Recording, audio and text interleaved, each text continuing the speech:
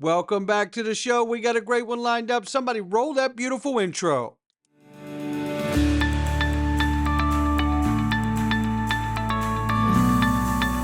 Digital Perspectives with Brad Kimes. Come on in.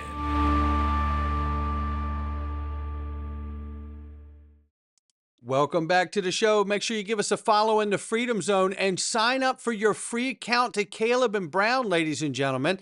Get the best night's sleep you've ever had since you've been into crypto because you get human customer service, whether it's a technical issue with your account or whether you want to speak directly to a prime broker about your market orders. And then you get institutional grade custody for no charge. This is the kind of quality service I've been looking for years. And now my rich friends have told me they've been there for a couple years, and now we're there too. And now you can go open your free account, XRPwealth589.com, XRPwealth589.com. Start getting the best night's sleep you've ever had in your life. What are you waiting for? Here we go, $3.63 trillion market cap for crypto. The market's up 2.2%, 111,000 plus for Bitcoin, rocking new all-time highs today. Ethereum 2,600. We see XRP at $2.42. It's up 2.4 on the 24 and off almost the same on the 7-day. We look at 235 to 244 as our spread on price. We'll keep an eye on it. It's jogging out here today. It's not a dead run, but XRP's out here jogging around. It might want to break loose because it's 7 days away from the largest XRP conference in the world, May 30th, May 31st.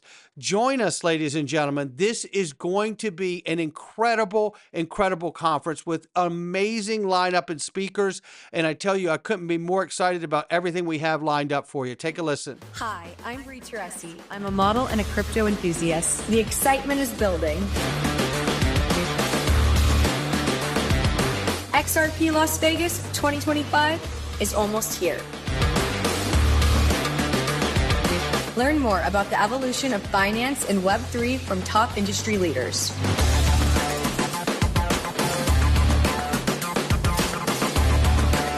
I have my ticket. Do you have yours? Now's the time to get your ticket at XRPLasVegas.com and check out the conference agenda. Also, builders and developers will have a shot at $25,000 in prize money with the best Web3 project ideas in a Shark Tank-like pitch. Let's go, XRP community. Lock in. There you have it, ladies and gentlemen. Get your tickets, XRPLasVegas.com. We're going to start right here. Now, I know you've heard me say it, but you know what? I'm not as wealthy as Ray Dalio, so let's let him say it to us all. Watch the bond market. The bond market is the basis. It's the backbone of all markets. It is the risk-free, meaning default-free, probably default-free, interest rate that determines what all asset returns are going to be. And when there is a breakdown of the supply-demand picture for the bond market, you see a certain type of market action. You see long rates rising relative to short rates. You see the currency go down. You see gold go up, because there's a movement out of that bond market because there's a supply and demand imbalance. When that happens, that raises interest rates, and it puts the Federal Reserve and other central banks in a bind. That supply-demand imbalance, in order to deal with that, when there's not enough demand, they're torn between allowing interest rates to rise and have the negative effect that that has on markets and the economy, or coming in and printing money, essentially, and buying bonds in order to provide the demand for those bonds that aren't there, and that produces inflationary pressures. There you have it. What a wonderful breakdown in a minute and a half there, which is why I'm reminding you how important the bond market is, just like Ray Dalio reminded us all. You guys know I've been talking about this since the first day of the channel almost. So it is the backbone of any monetary system, right? Or any sovereign currency, any currency, right? and always watch the bond market. Well, now I'm showing you to watch the bond market for different reasons. He's talking about rates and whether the inflation, how it, the economic impact, right, of bonds. And here I'm showing you tongue in cheek that same point, but it's just as relevant. I'm not knocking down his point. His point is absolutely on point. I'm just saying, here we have Ondo Finance, Ripple partner, working to bring OUSG, which is tokenized U.S. Treasuries, in conjunction with BlackRock's Biddle Fund, using the XRP ledger. This is the backbone of the monetary system. That is massive. It is the heart of the backbone of the monetary system, the bond market. And then we have this. Breaking from Paul Barron, as Japan sells U.S. Treasuries to defend its own yen, foreign demand for U.S. debt will accelerate a shift in Treasury ownership from sovereigns to private stablecoin issuers. The balance of power in global finance may be tilting toward crypto-backed reserves, USDC, BTC, ETH, and then it shows others, here, and ETH and XRP. Why the Genius Act is critical. More news on this today. Ripple's making aggressive moves to acquire Circle USDC issuer. If successful, Ripple could control two of the largest treasury-backed stablecoins, potentially making it one of the largest private holders of U.S. government debt. This is exactly what I have been talking about. This is what I talked about last year on stage with Christian Carlo. That the stable coins would act as a new use case to soak up the hyperinflated bonds or bonds that other countries wouldn't want. Exactly what Paul Barron is saying here in this clip. It will shift from sovereign countries holding the bonds to the private issuers of stable coins holding the bonds. And we can end up having those private issuers hold more bonds than the countries currently do today. And the dollar will be stronger than it ever has been. I wanted to show this. This is exactly the plan.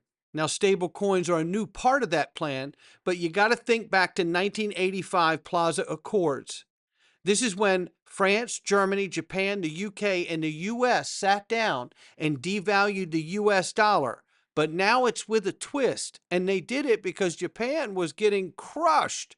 And so were the other countries mentioned, but they were getting crushed. And who's getting crushed now? Japan. And they're forced to sell off their position to defend their own yen. I call it the Mar-a-Lago Accords with stable coins added in. It's the Plaza Accords with a twist. And they shift the balance from the petrodollar and countries holding treasuries to private issuers of stable coins holding the treasuries instead. Lock in, a new Bretton Woods is here. This is where we're going. I believe this is why digital assets were created, starting with Bitcoin. And here's the latest. Europe becomes the first MiCA-compliant Euro stablecoin integrated on the XRP ledger, enabling regulated Euro settlements, DeFi, and tokenized assets on the XRP ledger. This is incredible. Because why? Because the idea is to get everyone to have a CBDC or a stable coin representative on the XRP ledger. Why? Because it has a DEX, and then you can make a market for the world of everything that's been tokenized with value, including stablecoins and CBDCs, including securities and derivatives, right? We all know this is where we're going. You're tokenizing the world and getting it on the ledger. I'm not saying there will be one ledger to rule them all. What I'm saying is there will be multiple ledgers doing things like this and then learning how to collaborate and work in an interoperable fashion, giving us a new digital on-chain economy. This is now live on the XRP ledger, the Europe stablecoin. Proud of it. Yeah, Schumann Financial, congratulations to you. Another write-up here by Ripple themselves talking about the power of it being launched on the XRP ledger. This will give the native liquidity and compliance at its core, will give Europe and the euro-denominated financial market integral infrastructure for the next wave of financial innovation.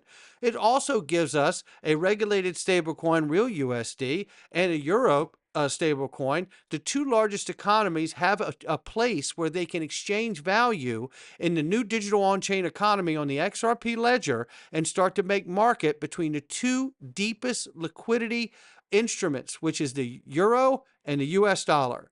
This is unbelievable what we're seeing. Now, understand over the past decade, the XRP ledger has processed over 3.3 billion transactions, supporting over 6 million active wallets with a network of over 200 validators, making the XRP ledger an ideal environment for stablecoins like Europe. Will enable use cases including DeFi applications, tokenized real-world assets, B2B, B2C, payment flows, and more. It's just the first step for Schumann Financial, built around the euro-denominated payments use cases across the ecosystem. Loving this for all of us and them. Remember, now let's turn our attention to this. Hidden Road, $3 trillion a year. Ripple buys them. They're clearing and settling derivatives. Massive amount of interest here. Well, again, Hidden Road just recently acquired membership status of the DTCC, FICC, and the Government GSD, Government Securities Division. This is the largest sector of the government fixed income market. 7 trillion daily volume.